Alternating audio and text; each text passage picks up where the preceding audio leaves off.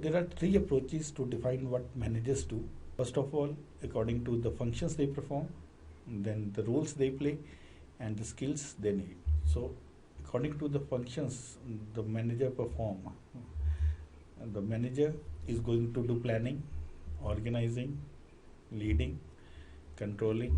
Four major functions that are going to be performed by the manager, and accordingly they are also going to tell us about the manager's task. So planning is basically defining the goals, establishing strategies to achieve goals, developing plans to integrate and coordinate activities. So defining goals, making strategies for the achievement of those goals, at the same time developing plans to integrate and coordinate all the activities that are being done in the planning function. Similarly, in the organizing, the manager is going to arrange and structure work to accomplish organizational goals. So whatever the organization, the resources the organization possess, those resources has to be organized, and accordingly the manager is going to use those resources in a effective and efficient manner when they are being organized. So organization, where those resources are lying, what are the quality of those resources, how much what are going to be the cost of those resources, what is the availability of those resources, when is going to be those resources available to you. All these things has to be known to a manager in the organizing function. Likewise, in leading, working with and through people to accomplish goals. Leading basically function is going to deal with the employees, in which the manager is going to work with and through people, because work has to be done again by the people, and the manager is going to get the work done from the people. So leading is basically to lead those employees in an effective manner so that they are going to accomplish the goals as intended by the organization. Likewise, controlling basically is monitoring, comparing and correcting work.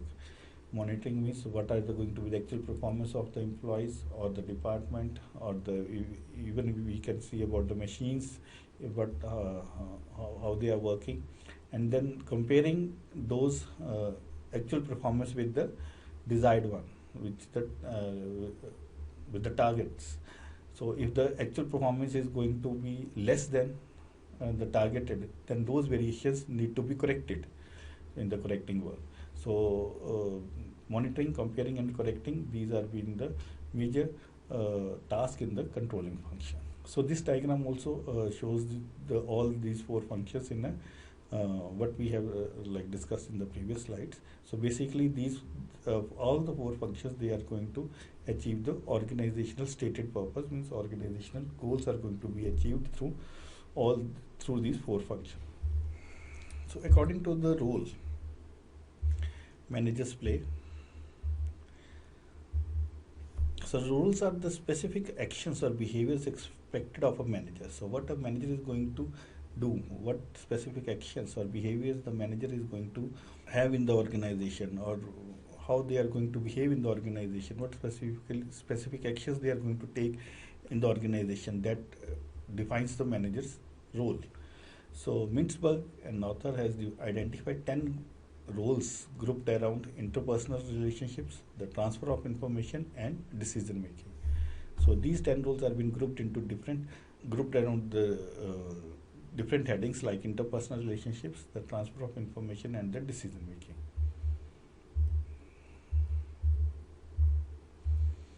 So in the management roles by the Mintzberg, interpersonal roles can be the figurehead, leader and the liaison.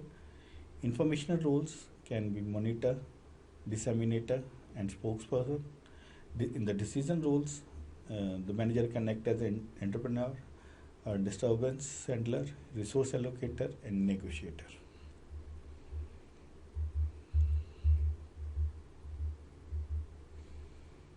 So managers, the actions of managers is thoughtful thinking and practical doing. They are thinking, they are into the cognitive processes, they are making the other people also think and contribute in the thought process, and they are doing that practically.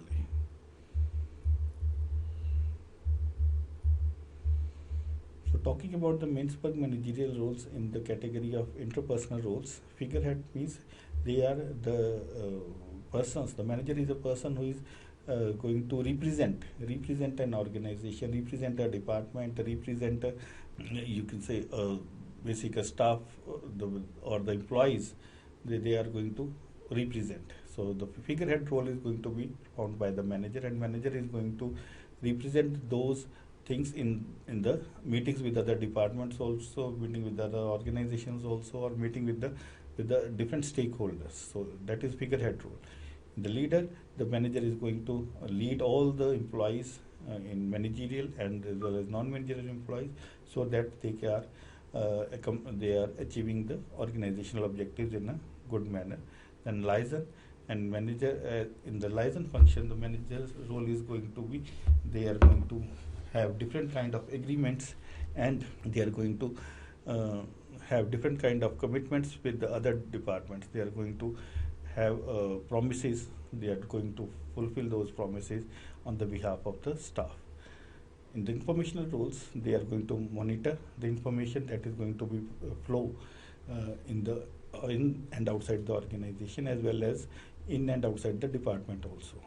And in disseminator, whatever the information is going to be available with the manager, the manager's purpose is going to disseminate those information to the required personnel. And that may be managerial or non-managerial persons. The required information has to be disseminated or distributed to those employees. And he is also the spokesperson. He is going to tell us, tell the other stakeholders about the performance of the department, performance of the organization, as well as various functions that are going to be carried out in that department. In the decisional roles, the manager acts as an entrepreneur also, because he is going to make the products, those products which are going to be many times innovative or new in the markets. Those products are going to be made by the department and or the organizations, and at the same time they are going to take risk also. So basically the characteristics of the entrepreneur is to take risk also. Then that is also going to be performed by the manager while taking his decisions. And disturbance handler also, if there are any kind of disputes or any kind of disagreements between the employees or among the employees or among the employees of the various departments or among the many times among the different stakeholders, then those disturbances, those disputes are going to be handled by the manager. And resource allocator function, the manager is going to allocate those resources to the various personnel, machines or the departments, so that they can be effectively utilized. And negotiator, they are going to negotiate on the behalf of the department, on the behalf of the organizations with the other stakeholders, so that they can effectively reach to the decisions which can be ultimately beneficial for the organization. And according to the skills, yes, technical skills, human skills and conceptual skills, these are the three basic kinds of skills which a manager need and which the manager possess, and accordingly they are going to be utilized by the manager. So in the technical skills, knowledge and proficiency in a specific field, that is important. Means how much knowledge and proficiency they are going to possess in a specific field. Maybe that may be field related to some scientific instruments, some mechanical instruments, or sometimes the management skills also. Those also are the technical skills which are required for that organization, which are required for that department.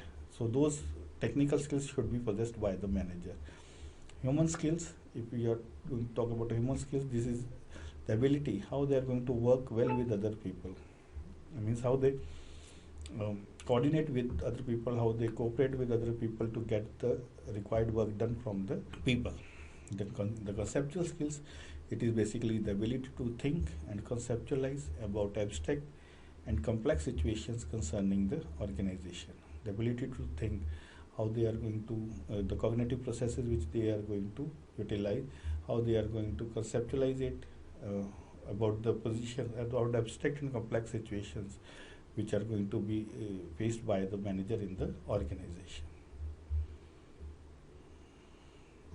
So the different kind of skills are also needed at different management levels also. The top managers, they are going to possess conceptual skills conceptual skills more, because they are going to have decisions that are in the basically the situations which are in the raw form, or which are the not the situations, the factors which are not apparent at the surface, and they are going to deal with those factors. So they should possess conceptual skills more. And the middle managers, they should possess human skills more. And likewise, the lower level managers, they should possess the technical skills more. I am talking about more, because otherwise all these three skills should be there in a manager. So, but which skills are needed more? That depends on the managerial level.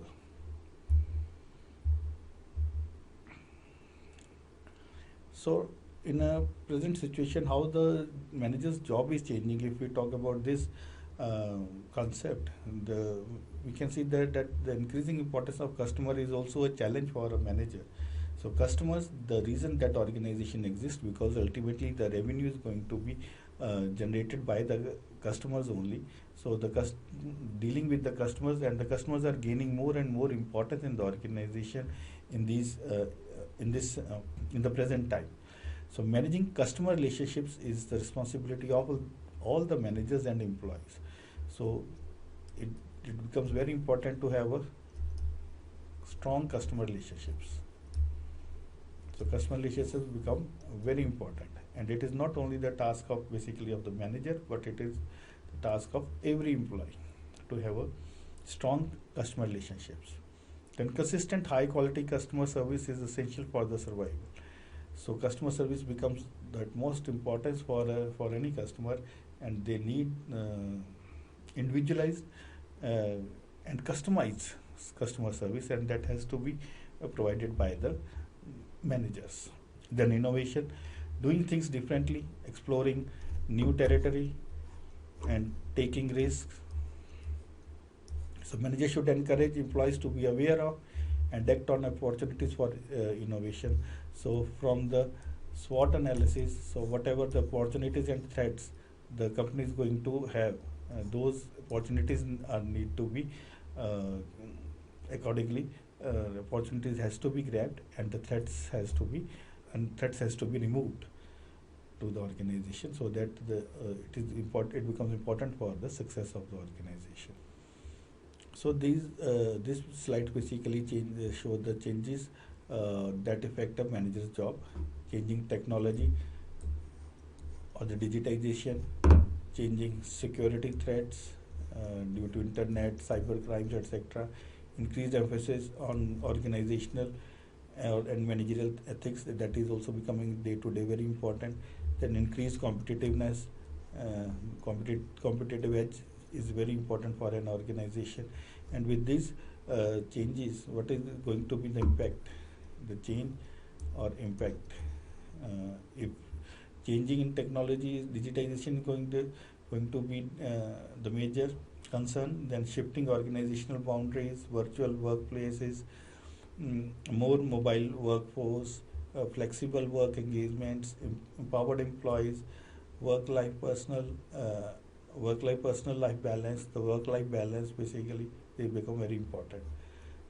In the changing security threats, risk management, restructured workplaces, discrimination concerns, globalization concerns, employee assistance, uncertainty with the future energy resources, prices, etc. They become very important. An increased emphasis on organizational and managerial ethics, the redefined values, rebuilding trust, increased accountability, they become very important. And the increased competitiveness, customer service, innovation, globalization, efficiency and productivity, they become important concerns.